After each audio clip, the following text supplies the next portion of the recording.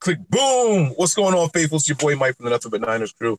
Nick and I are here to bring you guys some breaking news. We still got to go through the formalities, so guys, make sure you check out the website, www.nothingbutniners.com. A lot of people have been there lately. They're catching up on all these articles that we've been putting out. It's a great place to be.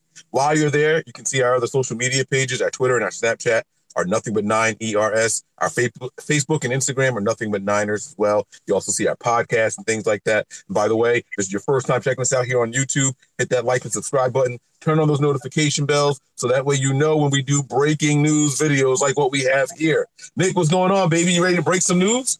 Yo, I'm super excited about breaking this news, bro. We just had an argument, well, not an argument, but a debate over this using franchise tags. The last time the 49ers used a franchise tag was on Deshaun Goldson. We both agreed that there wasn't really anybody on the team that we would need to franchise tag other than everybody's favorite kicker, Robbie Gould. So why not use the tag on Robbie Gould? I know you have some things on this, and you wanted – we were talking about the transition tag and stuff, but to me, this is exciting news for 49ers fans, as well as stating John Lynch and Kyle Shanahan are making the right moves heading into this offseason. Whether or not you tag him and you don't get a contract done, or you tag him just for the possibility of extending that long-term contract, getting that done, it takes everybody else out of the factor. You're here no matter what we get done. So we have an entire year to work out an extension now. So, Mike, what are your thoughts? Yeah, so, and if anyone goes back and watches that debate video that we did, we made it very clear at the beginning of it and then even the time in the middle that neither of us were against Robbie Gould returning to the 49ers. It was about how to do it and if he really wanted to be here. I still have the same concerns about whether or not this is his choosing. You know what I mean? Obviously, if a player is getting tagged, that means that they couldn't come to an agreement on an offer. I don't think a player gets tagged without the team making an offer to them beforehand. I could be completely wrong on that. Do you think that the Niners have offered any kind of, even if it was a low ball, let's just say that, 3 years for $9 million fully guaranteed, like just 3 years, $3 million. Obviously, that's below market value. It would be a fully guaranteed contract. But do you think that the Niners have offered anything at all to Robbie Gould, or do you think they just, boom, let's put a tag on him? No, I think they've actually been sitting down and trying to work out numbers. I think, with Kyle Shanahan coming out and saying, and John Lynch as well saying, it's very imminent that we get a deal done with Robbie Gould one way or another. So I think they've been sitting down. I think they just haven't reached numbers yet. And like I said, I really think that placing this franchise tag, and I said this on Sunday night in our debate, if you haven't checked out that video, go and check it out. Even though the whole point is mute now because of what we did, but it's still a good debate. So Mike has some great things on there about transition tags, franchise tag. We've did some player statistics and stuff like that. So I think they've sat down and are discussing numbers. They just haven't gotten to where they want to be yet. And using this franchise tag gives them that opportunity. Like I said, gives them the entire year of 2019 to come up with a long-term deal. If Robbie Gould doesn't really want to be here, you got him for 1 year. And you have that opportunity to let him make him want to be here, or give him the opportunity to want to be here, as in money-wise, or what's best for his family. So if Chicago comes in now and they want him, or any other team, I'm not even going to say Chicago, it's going to cost them something. So to me, tagging Gold, like I said Sunday night, is I'd rather franchise tag him than just let him walk. Because now if somebody really wants him, and we can't come up with these numbers, which I think we will, we're going to get something back. Whether it's a 4th round, 5th round, 6th round, 7th round pick, anywhere in those numbers, unless it's any of those, we get something back. So it's still building and helping the team. Yeah, Stefan also wrote an article about the pros and cons, basically, of the 49ers using the franchise tag on Robbie Gould. And in there was an interesting statistic that he is the second highest kicking percentage in NFL history for any kicker over 150 attempts. Yeah, which is equal to 4 to 5 seasons. That's big. Yeah, that's pretty slamming, man. That's some positive stuff there. Now let's talk about whether or not you think this is a move to really keep Robbie Gould here, or do you think this is a tool, which is something that you mentioned before in the debate. Do you think this is a tool for the Niners to either get him or get a pick for him? Do you think that there's a chance that the Niners entertain trades of Robbie Gould now? No, I really think this is a business move, as in perspective, as giving ourselves time to come up with a long-term contract. They didn't want to test him going to free agency and getting huge numbers from a Chicago or somewhere where he, like, somebody that would just blow the Niners out the window.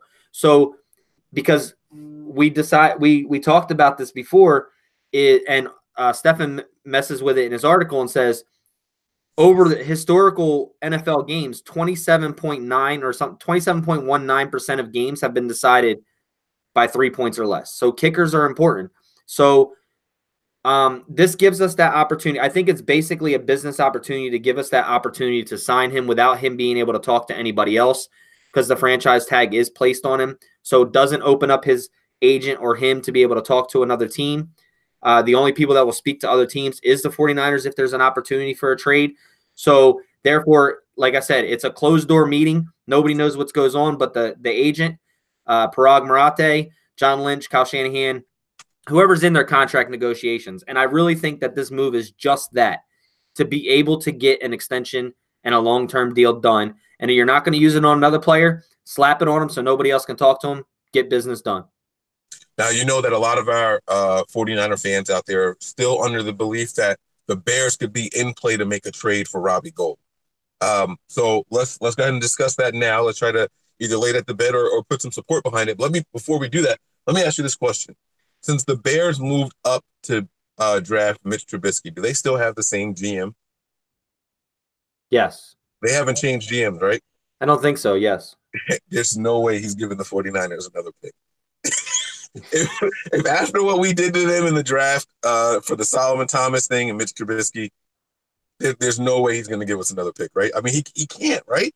He would get killed by the Bears fans and maybe even fired if he gave up all of that to move up one spot to get Trubisky when we weren't targeting him, and to give up a pick now for a kicker. Plus, you're paying Parkey. Plus, you got to pay the kicker that you're bringing in too. Yeah, and like you said in the debate the other night, you know, you're $3.5 million on the hook for Cody Parkey, and then on top of that, you would have to give up a pick plus pay Robbie Gold. So you'd be putting out, let's just say, equivalent to like $7 or $9 million a year. You know, let's just say between $7 and $9 million a year between Parkey and Robbie Gold's contract. Plus, you gave up a pick that you don't have to pay, obviously, for somebody, but you're not getting an extra pick for Robbie Gold. If anybody would have traded, it would have been Chicago, and I highly doubt they'll trade for him. This is a really good business move in my eyes, as in keeping him here to be able to get something done. Obviously, we all want to be able to get a contract extension. We'd rather have Robbie Gold happy with his contract other than being franchise tagged. But as a business perspective, I think this is a sign of showing what John Lynch and company are going to be doing this offseason. They're going to lock up players that they want. They're going to use whatever tools they have to do that, and then face the facts going forward. So to me, in my eyes, this is a good move because it allows them to be able to extend Robbie Gold. One thing is off the bucket list. Okay, we got Robbie Gold. We can do those contract negotiations in the back. Let's move forward. Who's our next subject? Coming up March 13th. Right. The 49ers have started off the NFL season with the first franchise tag given out to anybody. That is the kicker, Robbie Gold, for those of you who are just tuning in. Now, let's talk about the franchise tag numbers, Nick, because I know that the numbers came out before and everyone was talking about, you know, what the value of the thing, what the value of the kicks are going to be. And a lot of people were confused about it because if you look at the average salary of players, no one was making $5 million on average per year. However, the franchise tag for kickers is estimated to be just a little bit over $5 million. So do you have a breakdown of that? You want to explain to people why they're seeing those numbers, and let's put to bed a little bit of confusion. Yeah, I mean, it's an average of the top paid kickers in the league, which averages out. The highest paid kicker in the league right now, on average, is making $4.3 million a year. Steven Gostkowski, or Adam Vinatieri, one of those. There's two guys that make $4.3 million a year. You take out the highest number of paid players, you come up with an average. Once you get that average, that is what the franchise tag for that position will be for that year coming forward. I think we said it's a little over 5 million, 5.12 or something like that. I think it was. But to me, 5 million, like I said the other day, was if we sign him long term, we're going to be paying him $5 million a year at least. So anywhere from the 5 to 5.5 million a year, making him the highest paid kicker in the league, which right now he'll be the second highest paid kicker in the league. Whereas last year he was 13th paid in the league.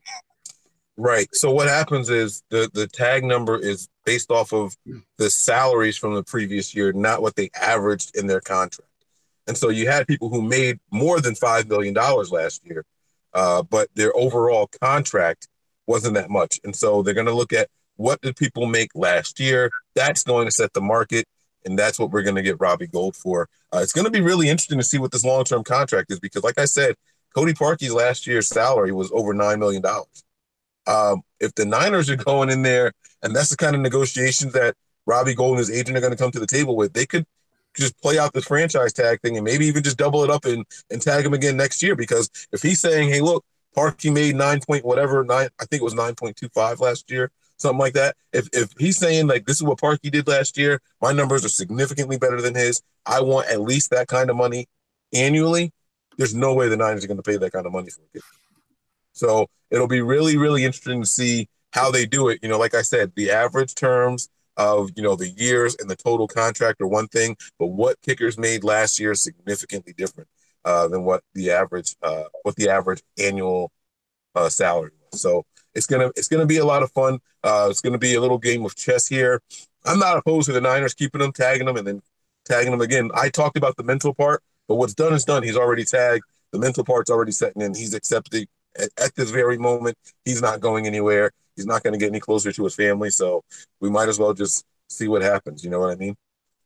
Yeah, no, I mean, I agree with you. Cody Parkey in 2019 was set to make a base salary of $2.7 million, $562,500 for signing, $750,000 roster bonus, and a cap hit of $4,062,500. So a dead cap of $5,187,000. No, that's 19. I'm talking about 18. What did he do last year? 18, he base salary was 1.25. Signing bonus was $562,000. $2 million roster bonus. Cap hit of $3,812,000 for a dead cap at $9 million. Oh, the dead cap was 9. That's where I got the 9 from. Okay. Yeah. So he was actually, after potential out was 2020, 2 years, $9 million, $1,125,000 dead cap. So that's why they decided to. They're cutting his contract a little bit early in 2019 compared to 2020, but they're still not really losing as much money as they could if they waited till 2020. Right. All right. That sums it up, man. I mean, I don't have much else to add to this whole Robbie Gold saga. We'll continue to watch this thing play out. We know who he is, and we know that he's gotten better over the years. We're going to hope that he can continue to do so. Robbie Gold, 36, 37 years old.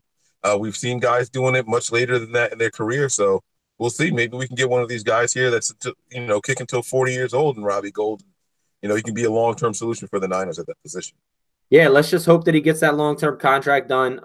I don't like seeing players get tagged. I know it causes frustration, but in a business move, I think it's a great move for the Niners. I think it's a step in the right direction as to what we can hope and depend on this offseason with John Lynch and company. And to all our supporters out there that's following today and watching, thanks for tuning in as well. If you haven't and you're new to our channel, make sure you like and subscribe. Hit the little bell notification down there so you know when we go live. Check us out on nothingbutniners.com. You can check all of our great articles out there. We got a slew of good writers that put out great work. And you can even check out the Robbie Gold article that Stefan just put out. Is on there, as well as 5 ways to fix the 49ers right now. That's a little series that we got going on. I think there's 2 or 3 of them out already. Just go check those out. You can find all of our social media there, Twitter, Snapchat, Instagram, Facebook, all of our followings there. Nothing But Niners on Instagram and Facebook, Nothing But 9 ERS on Twitter and Snapchat. And make sure you hit the like and subscribe button on our YouTube channel. Guys, and also set your notifications because we'll be going live tonight. Got some conversation. We're going to be doing positional breakdowns between me, Mike, and I'm not sure if anybody else is going to be joining us as well. If you are new to the show, we do lives Tuesdays, Thursdays, and Sundays. Tuesdays are team talk. positional breakdowns, things like that. Thursdays, fan interaction shows. So if you have any mailbags or questions, you can give us a call at 628-888-3443, or you can send us an email at nbniners@nothingbutniners.com and leave a question or give a shout out.